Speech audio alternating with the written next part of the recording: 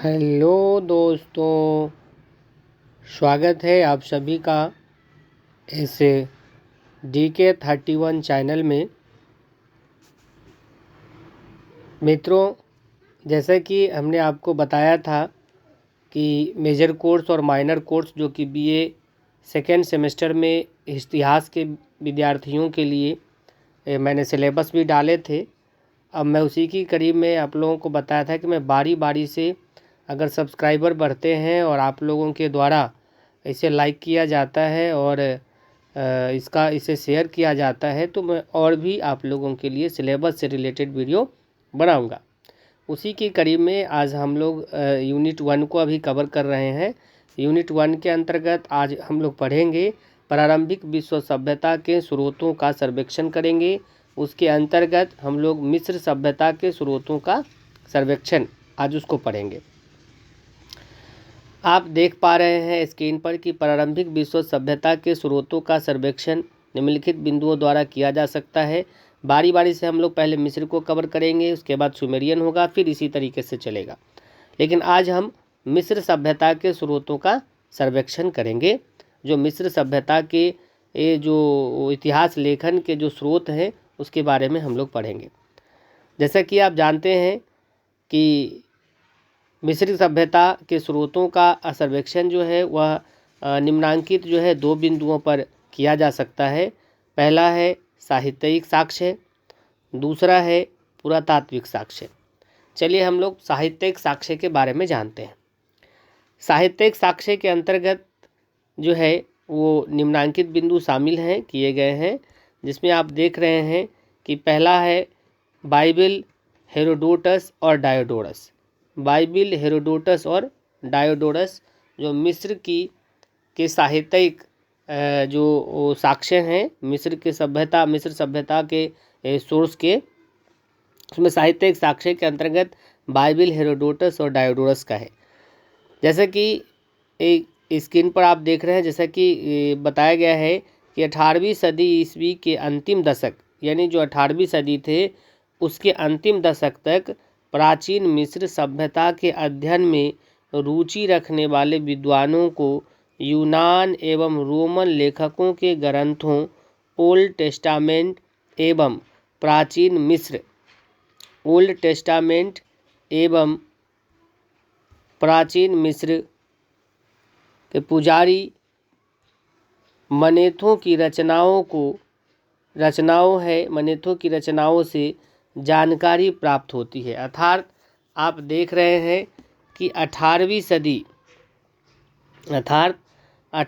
सदी के अंतिम दशक तक जो है प्राचीन मिस्र सभ्यता के अध्ययन में जो रुचि रखने वाले विद्वान थे, जो कि यूनान एवं रोमन लेखक थे, उनके जो ग्रंथ थे जिनको ओल्ड टेस्टामेंट कहा जाता है, उन ओल्ड टेस्टामेंट एवं जो प्राचीन ग्रंथ हैं उन प्राचीन ग्रंथ पुजारी मनेथों की रचनाओं की जानकारी प्राप्त होती है। यानी मनेथों की रचनाओं से जो है वो मिस्र के सभ्यता की जानकारी प्राप्त होती है, यानी मिस्र के इतिहास का पता चलता है, उसके सभ्यता का पता चलता है। यूनानी एवं रोमन लेखकों में हेरोडोटस एवं डायोडोरस प्रमुख हैं। जैसा कि आप जान रहे हैं कि यूनानी एवं रोमन लेखकों में हेरोडोटस एवं डायोडोरस प्रमुख हैं। लेकिन हो क्या रहा है कि वर्तमान के जो लेखक हैं ना, जो इतिहासकार हैं, उनको उनके विवरण यानी हेरोडोटस एवं डायोडोरस के जो विवरण हैं उनको पढ़ने व समझने में वो अक्षम है, यानी सक्षम नहीं है। उनको वो भाषा जो है वो उनको नहीं आती है। इसीलिए वर्तमान समय में हेरोडोटस और डायोडोरस के जो ग्रंथ हैं, जो विवरण हैं, वो उतने प्रासंगिक आज के लेखकों के, वर्तमान लेखकों के लिए उतना प्रासंगिक नहीं है। चलिए हम लोग जानते हैं। अब जबकि आप जान रहे हैं कि मनेथों की रचनाओं से ही मिस्र के सभ्यता की जानकारी प्राप्त होती है, तो इस तरीके से आप जान रहे हैं, इस तरीके से आप समझ गए होंगे कि मनेथों की जो रचनाएं हैं मिस्र की सभ्यता की जानकारी के लिए वो कितना महत्व रखता है। इसी कड़ी में मनेथों व उसके कार्य का महत्व किस तरीके का है उसके बारे में हम लोग जानते हैं। चलिए मनेथों के बारे में जाने। जैसे प्राचीन, अब आप समझ पा रहे हैं कि प्राचीन मिस्र के लोगों को इतिहास लेखन में कोई विशेष रुचि नहीं थी। अर्थात प्राचीन मिस्र के जो लोग थे उनको इतिहास लेखन की ओर कोई खास रुचि नहीं थी, वो इंटरेस्टेड नहीं थे हिस्ट्रियोग्राफी को लेकर। जब यूनान का मिस्र पर, अब आगे चल के देखते हैं कि जब यूनान का मिस्र पर आधिपत्य होता है तो उसने मिस्र के प्राचीन इतिहास के अध्ययन की ओर ध्यान दिया। कौन? तो यूनान का जब मिस्र पर आधिपत्य स्थापित होता है तब वह मिस्र के प्राचीन इतिहास के अध्ययन की ओर ध्यान देता है। ठीक है, इसी तरह से आप देख रहे हैं कि तीसरी सदी में जब यूनान का आधिपत्य होता है तब जाकर के मिस्र के प्राचीन इतिहास के अध्ययन की ओर ध्यान दिया जाता है।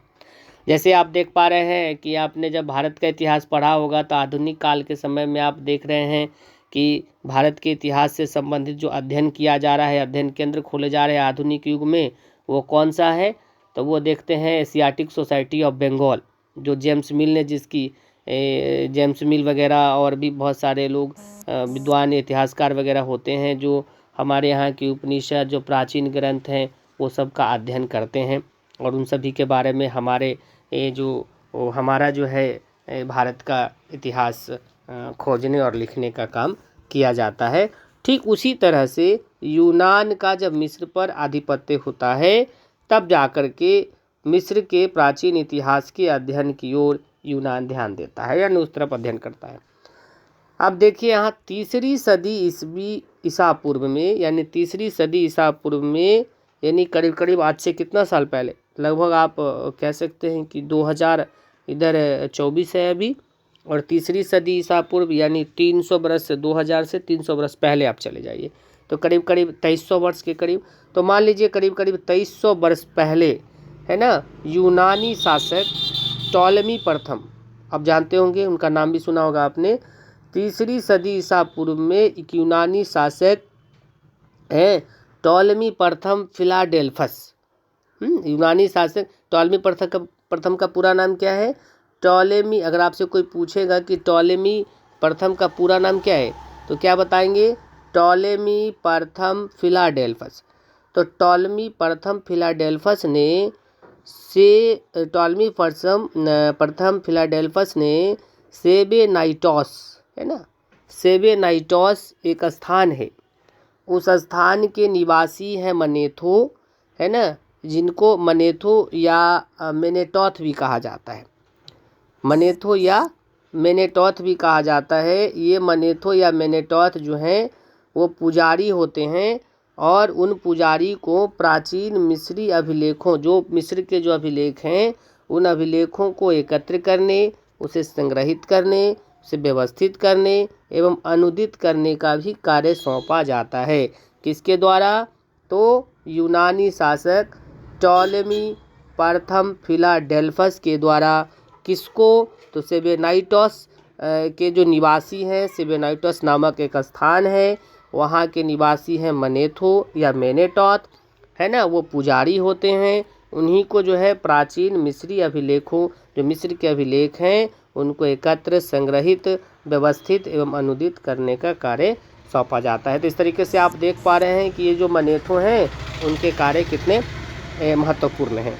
ठीक है, तो इस तरीके से जो है आप मनेथो के कार्य को जाने, उनके जो कार्य थे उनका कार्य के बारे में जान पाए।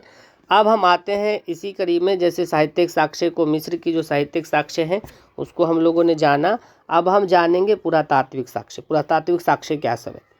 तो देखिए, पुरातात्विक साक्ष्य के अंतर्गत प्राचीन मिस्री अभिलेख एवं स्मारक इत्यादि से मिस्र सभ्यता के राजनीतिक एवं सांस्कृतिक इतिहास के विषय में जानकारी प्राप्त होती है। पुरातात्विक साक्ष्य के अंतर्गत जो प्राचीन मिस्र के जो अभिलेख हैं, स्मारक वगैरह हैं, वो सबसे मिस्र सभ्यता के राजनीतिक एवं सांस्कृतिक इतिहास के विषय में जानकारी प्राप्त होती है मिस्र के बारे में। और मिस्र के विभिन्न कालों में, अलग अलग समय में जो पिरामिड वगैरह बनाए गए मिस्र में, मंदिर, स्मारक, मूर्तियाँ, है ना, भित्ति चित्र, वस्त्र, आभूषण, अस्त्र शस्त्र, इन सभी से वहाँ की कलाकृतियों से भौतिक क्षेत्र में जो उपलब्ध ज्ञान है उन ज्ञान की सफलता का भी पता चलता है। यानी उपलब्ध सफलता जो कि भौतिक क्षेत्र में जो उपलब्ध सफलता है का ज्ञान जो है उस ज्ञान के बारे में भी पता चलता है कि वहाँ के लोगों को यानी मिस्र के लोगों को विभिन्न भिन्न कालों में है ना निर्मित जो पिरामिड बनाए गए, जो मंदिर बने, स्मारक बने, मूर्तियाँ बनी, भित्ति चित्र और वस्त्र और आभूषण, अस्त्र शस्त्र, ये सब जो वहाँ बनाए गए, उन सभी कलाकृतियों से मिस्र के है ना भौतिक क्षेत्र में उपलब्ध ज्ञान की सफलता का ज्ञान, यानी वहाँ के लोगों को किस में कैसी जो है सो ज्ञान थी आर्किटेक्चर में, आभूषण बनाने में, मूर्ति बनाने में, भित्ति चित्र बनाने में, उन सभी ज्ञान का भी पता चलता है। उन सभी क्षेत्रों में इस ज्ञान का पता चलता है। मिस्र के राजनीतिक इतिहास, इसी कड़ी में हम देखेंगे कि मिस्र के राजनीतिक इतिहास है ना साहित्य, धर्म तथा दर्शन व अन्य का ज्ञान मंदिरों एवं समाधियों की दीवारों, जो पाषाण खंडों एवं पेपाइरस एक नाम की एक पत्र होती थी, जैसे अपने यहाँ एक भोजपत्र होता था, वैसे वहाँ पर कोई पेपाइरस पत्र होंगे, अब जो भी हो वो तो मुझे उतना नहीं है पता है, आप पता करेंगे। पेपाइरस नाम की एक पत्र होती थी, वहाँ पे अब जो भी भाषाएं बोले जाते हो या और भी चीज़ होंगे, उस पत्र पर लिखे हुए ग्रंथ, जो उस समय में जो लिखे हुए ग्रंथ थे, उन ग्रंथों एवं अभिलेखों से भी जो है वहाँ के इतिहास के बारे में पता चलता है।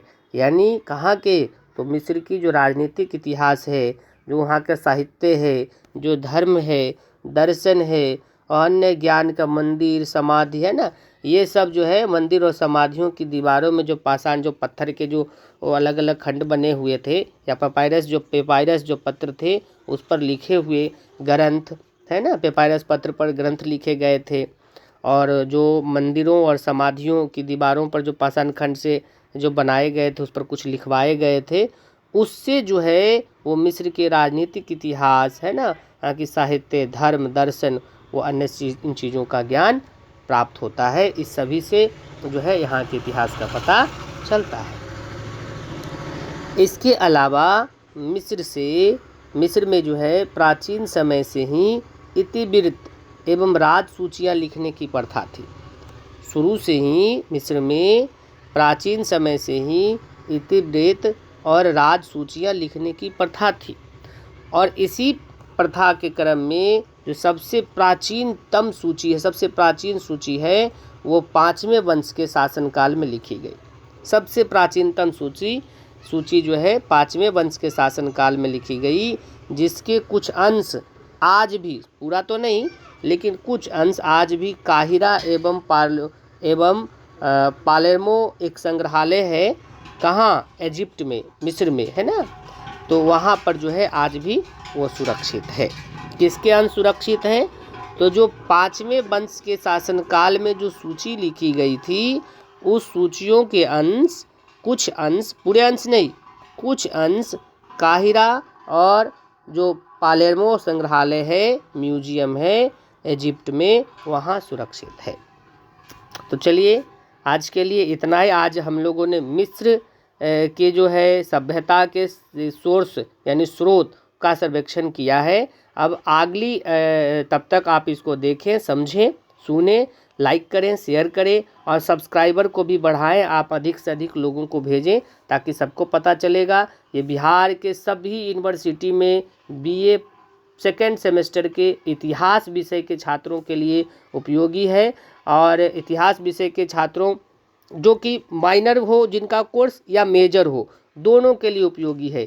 इसीलिए इसे शेयर करें ताकि अधिक से अधिक छात्र हमारे लाभान्वित हों, अधिक से अधिक लोगों को इसका लाभ हो। ये बिहार के सभी यूनिवर्सिटी और कॉलेजों में पढ़ाया जाना है, इतिहास विषय के रूप में है, इतिहास विषय का है सिलेबस को हम कवर कर रहे हैं।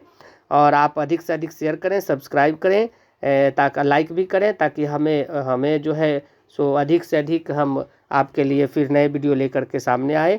तो इसी के कड़ी में हम लोग जो है नेक्स्ट अगली बार जो है सो अगली कड़ी में हम लोग सुमेरियन के जो है सो स्रोतों, साहित्यिक जो सुमेरियन सभ्यता के जो सोर्स हैं उसको लेकर के आएंगे। तब तक के लिए चलिए बहुत बहुत धन्यवाद। Thank you.